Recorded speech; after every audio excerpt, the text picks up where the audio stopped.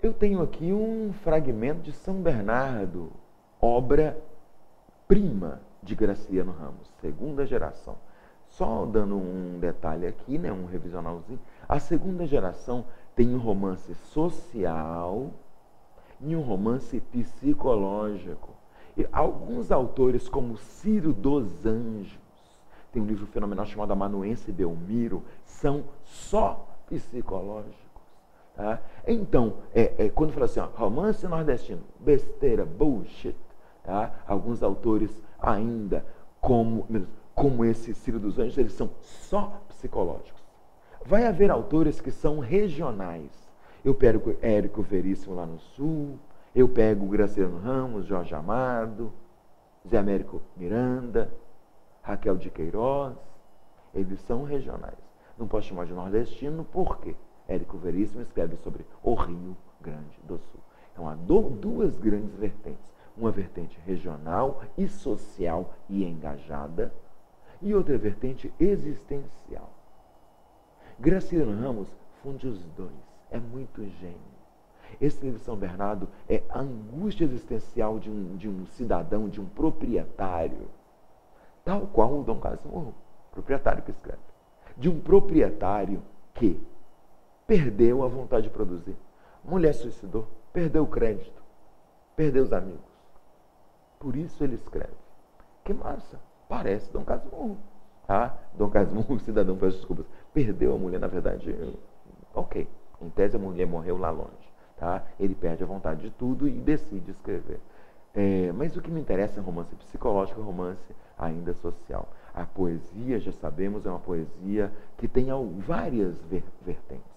Em geral, uma poesia filosófica, tá? Uma poesia de contemplação neossimbolista, como acontece com a poesia de Cecília Meirelles. O vento voa, a tarde toda se atordoa, a folha cai. Haverá mesmo algum pensamento sobre essa tarde, sobre esse vento, sobre essa folha que se vai?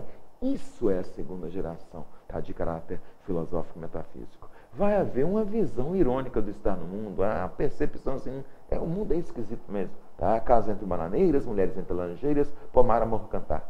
Um homem vai devagar, um burro vai devagar, um cachorro vai devagar. Devagar, as janelas olham.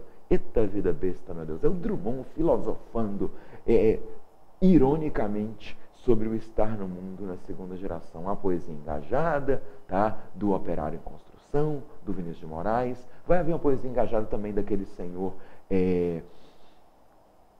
Murilo Mendes, obviamente, tá? Jorge de Lima também faz a poesia do negro, engajada, belíssima. E vai haver a poesia amorosa, pegue o senhor Vinícius de Moraes, tá? Maravilha. Em geral, quase todos fazem poesia amorosa. O que interessa é que nós temos duas modalidades de romance. E São Bernardo é os dois. É social e regional e é filosófico. A verdade é que não me preocupo muito com o outro mundo. Admito Deus, pagador celeste, meus trabalhadores mal remunerados cá na terra. E admito o diabo, futuro carrasco do ladrão que me furtou uma vaca de raça. Filosófico. Tenho, portanto, um pouco de religião, embora julgue que, em parte, ela é dispensável ao homem. Mas mulher sem religião é horrível. É um cidadão que uma visão conservadora, comunista, materialista. A vontade de falar, vai para Cuba. Ok. Então, casou com a mulher que ele chama de comunista. Bonito casamento, amizade com Padilha, aquele imbecil, palestras amenas e variadas, que haveria nas palestras. Reformas sociais ou coisa pior, sei lá, mulher sem religião é capaz de tudo. Olha o discurso de Direto Livre. Inacreditavelmente, o narrador de primeira pessoa, admito Deus. Esse narrador de primeira pessoa, ele conta e ainda revela o que ele está pensando. Isso é genial, isso é absurdo o que esse Graciliano Ramos faz. O que me interessa é que é o narrador que faz. Ele conta a história e analisa, ainda mostra aquilo que ele está pensando. Bonito casamento, tá? Que haveria nas palestras? Discurso em Direto Livre. Sei lá, mulher sem religião é capaz de tudo. Narrativa psicológica, tá? E aí uma narrativa social também. O cara é anticomunista, é um proprietário. Uma das características da prosa de Graciliano Ramos é ser bastante direta e enxuta. No romance São Bernardo, o autor faz análise psicológica de personagens e expõe desigualdades sociais. Olha aqui os dois aspectos, psicológico e social, obviamente, né? E regional e social. com base na relação entre patrão e empregado, além da relação conjugal, está falando aqui da mulher, né? Que infelizmente cometeu suicídio. Nesse sentido, o texto revela um narrador personagem que coloca no mesmo plano Deus e o diabo e defende o livre-arbítrio feminino no tocante à religião. Ele tem uma religião muito própria dele. Tá? Deus, para ele, vai pagar o trabalhador. O diabo vai punir o cidadão que roubou uma vaca de raça. A letra A é até boa, então daria para marcar. Mas ele não defende o livre-arbítrio feminino. Tá? Mulher sem religião é capaz de tudo. É o final aqui. Tá? Obviamente é um proprietário de 1930. O romance é da década de 1930. Então, não tem como, assim. É a ideologia, é um modo como pensam as elites brasileiras. Inacreditavelmente, até agora, nos anos 2010, acabou que tem o mesmo pensamento. A letra A é absurda. B. O narrador onisciente que não participa da história. Admito Deus. Tenho, portanto, admito o diabo. Tá? Muito bem, o narrador é de primeira pessoa.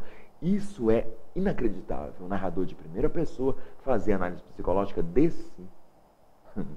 Muito. É discurso direto livre, apesar de ser de primeira pessoa. O comum, né? Já que eu falo que é absurdo, o comum é que na terceira pessoa o narrador revele o pensamento da personagem. A letra B é absurda. O narrador é de primeira pessoa. Letra C, uma narração em terceira pessoa, eliminado. Letra D, um discurso em primeira pessoa, que transmite o caráter ambíguo da religiosidade do personagem. Até porque ele tem uma religião dele é do jeito que ele quiser, mas mulher deve ter religião. O caráter ambíguo da religiosidade do personagem. Tem uma visão, assim, ele pode ser do jeito que ele quiser, mas a mulher tem que ter. E sua convicção acerca da relação que a mulher deve ter com a religião. A letra D é muito boa, é uma questão técnica. Tá? É uma questão também de teoria da literatura e, evidente, também de historiografia literária. O narrador alheio às questões socioculturais e econômicas. Meu Deus. Ele xinga a mulher. Comunista, materialista, bonito casamento. Tá? Esse Padilha era o ex-dono lá da propriedade de São Bernardo, inacreditavelmente foi engambelado lá pelo Paulo Honório e quase roubado, né? E depois, inacreditavelmente, ele vai trabalhar como professor na escola e conversa, sem dúvida, com a Madalena, a mulher de Paulo Honório. É uma questão boa. Deve-se assinalar a alternativa D de dado. Até porque ele não é alheio às questões, ele xinga a mulher de comunista. Adiante. Eu tenho aqui, apesar de ser Machado de Assis, uma questão de figuras de linguagem. Nunca tinha ido ao teatro. E mais de uma vez ouvi dizer o Menezes que ao teatro, pedir que me levasse consigo. Nessas ocasiões, a sogra fazia uma careta, as escravas iam à sua capa. Ele não entendia. Vestia-se, ele não respondia. Vestia-se, saía, só tornava na manhã seguinte. Mais tarde é que eu soube que o teatro era um eufemismo em ação. Menezes trazia amores com a senhora separada do marido e dormia fora de casa uma vez por semana. Conceição padecera, a princípio, com a existência da comborça. Mas, afinal, resignara-se, acostumara-se e acabou achando que era muito direito. Ideologia aqui patronal, não é? O retrato das elites. É um Machado de Assis. Realismo, século XIX. A questão de figuras de linguagem. No fragmento desse conto de Machado de Assis, ir ao teatro significa encontrar-se com a amante. O uso do eufemismo como estratégia argumentativa significa exagerar quanto ao desejo de ir ao teatro, personificar a prontidão em ir ao teatro, esclarecer o valor denotativo de ir ao teatro, reforçar um compromisso com o casamento ou suavizar uma transgressão matrimonial. Eufemismo é uma figura de suavização, sem dúvida, deve-se assinalar, a alternativa é de escola, associada inacreditavelmente também ao politicamente correto, o eufemismo. Tá? Vamos lá. Uma questão aqui de teoria da literatura, de gêneros e espécies literárias. É um poema do Mário de Andrade em que há métrica e rima. O bonde abre viagem. É uma espécie de um trem de ferro, um metrô, bonde, ônibus. O bonde abre viagem, no banco ninguém. Estou só, estou sem. Depois sobe um homem, no banco sentou, companheiro vou. O bonde está cheio, de novo, porém, não sou mais ninguém. Nossa, aqui mostra uns sentimentos aqui do cidadão, tá? Começa a viagem, não tem ninguém, depois entra um cidadão, senta ao lado lá do banco vazio do caboclo, o sujeito poético está aqui falando. tá? E fica, em tese, está acompanhado, mas ele se sente isolado no mundo. Social e filosófico. Mais filosófico, né? O cidadão está na cidade grande que se sente aí isolado. Vamos ver o que o Enem pede. Gêneros e espécies, como eu havia dito. Em texto literário, é comum que os recursos participem do significado do texto. Isto é, forma e conteúdo relacionam-se significativamente. Com relação ao poema, a correlação entre um recurso formal e um aspecto da significação do texto é uma questão de teoria da literatura. Marco correto. Sucessão de orações coordenadas. O bonde abre viagem, no banco ninguém. Estou só, estou sem. Depois sobe um homem, no banco sentou, o companheiro voou. O bonde está cheio de novo, porém, não sou mais ninguém. Porém, coordenativo, né? Sim, posso falar que sejam coordenadas. Sim. Olha só. Remete à sucessão de cenas, sim. Entra o sujeito poético no ônibus vazio. Sobem pessoas, senta alguém. O ônibus está cheio, ele se sente deslocado, isolado. Sensações sentidas pelo eu lírico, sucessão de cenas e sensações sentidas pelo eu lírico ao longo da viagem. Não razoável aqui a letra A, adjetivo. Elisão de verbos, recurso estilístico constante no poema. Elisão de verbos. Abre, o bonde abre viagem. Estou só. Sobe o homem, sentou, vou, está, sou. A letra B é absurda, não há uma elisão de verbos. Elipse é a supressão de uma palavra. Tá? A letra B é incorreta. Emprego de versos curtos e irregulares. São curtos, não tem dúvida. Vamos ver se é regular ou irregular. O bonde abre viar. 5. No banco ninguém. Estou só, estou sem. No estou só, estou sem. Depois sobe um on. No banco sentou, companheiro vou, o bonde está cheio, de novo, porém, não sou mais ninguém.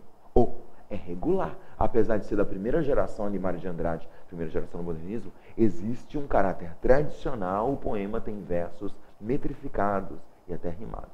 Curtos e regulares, eliminado, porque são regulares. Sonoridade do poema recarregada de sons nasais, que representa a tristeza do eu lírico ao longo de toda a viagem. Peraí. Sons nasais, bonde, viagem, banco, ninguém. Nu, se chama de assonância. Existem bonde, banco, companheiro, bonde. Existem sons nasais, mas não há essa ideia de tristeza ao longo de toda a viagem. Tá? No início ele está triste, depois ele está, sei lá, sobe alguém, parece que fica até feliz com a companhia. No banco sentou o companheiro bom. Depois o bonde está cheio de novo, porém, não sou mais ninguém. É como se fosse tristeza, alegria, tristeza. Difícil aqui, hein? A letra D, tristeza, representa de toda viagem. Toda viagem não, tem um momento em que não há tristeza quando entra lá, no banco sentou o companheiro voo. A letra D está eliminada. A ausência de rima nos versos. Viagem, ninguém. Sem, homem. Sentou o voo. Existe rima nos versos. Tá? Muito bem. Por isso, eu marco a letra A de ativo. Veja, é uma questão muito técnica. Trata de rima, métrica, assonância e elisão. Figuras de linguagem e elementos técnicos do gênero lírico. Por isso que eu pus em gêneros e espécies literárias. É uma questão de nível médio alto. Tá? Vamos lá. Aqui uma questão de funções da linguagem. Há o hipotrélico com fragmento do Guimarães Rosa, em Tutameia, um livro deslumbrante. Há o hipotrélico. O termo é novo, de impensada origem e ainda sem definição, que lhe apanha em todas as pétalas do significado. Sabe-se só que vem do bom português. Para a prática, tome-se hipotrélico querendo dizer antipodático, sem engraçante e impresido. Ou talvez viesse dito indivíduo pedante, importuno agudo, falta de respeito com a opinião alheia. Sobre mais que tratando-se de palavra inventada e como adiante se verá, embirrando o hipotrélico e não tolerar neologismo, começa ele por se negar nominalmente à própria existência. É um fragmento de um conto chamado de hipotrélico. do mito do Tutameia, em que fala-se de uma personagem, tá? E comenta-se, tá? Um nome dado, um apodo é genial, tá? Comenta-se, chama-se alguém de hipotrélico e explica-se o que é hipotrélico. Questão. Nesse trecho de uma obra de Guimarães Rosa, depreende-se a predominância de uma das funções da linguagem, identificada como metalinguística, referencial, fática, poética ou expressiva. Na verdade, discute-se o sentido do neologismo hipotrélico. Palavras explicam palavras. Por isso, certamente, predomina a metalinguagem, a função metalinguística naquele fragmento. Chego aqui à quarta geração do modernismo, tá? Chamada de pós-modernismo, o que vem depois dos anos 1958, os anos 1960. Houve várias tendências, tá? Vários autores relevantes. Eu trouxe uma poetisa mineira relevante, uma questão aqui da terceira aplicação do Enem 2014. Resumo: gerou os filhos, os netos, deu à casa o ar de sua graça, e vai morrer de câncer. O modo como pousa a cabeça para um retrato é o da que, afinal, aceitou ser dispensável. Espera sem uivos a campa, a tampa, a inscrição, 1906, 1970. Saudades dos seus, Leonora. É trágico, é terrível, ok, existencial, filosófico, tá? Mas fala-se de uma mulher, e a mulher aceita a morte. É a aceitação da morte, é trágico, tá? A condição feminina aí, tá?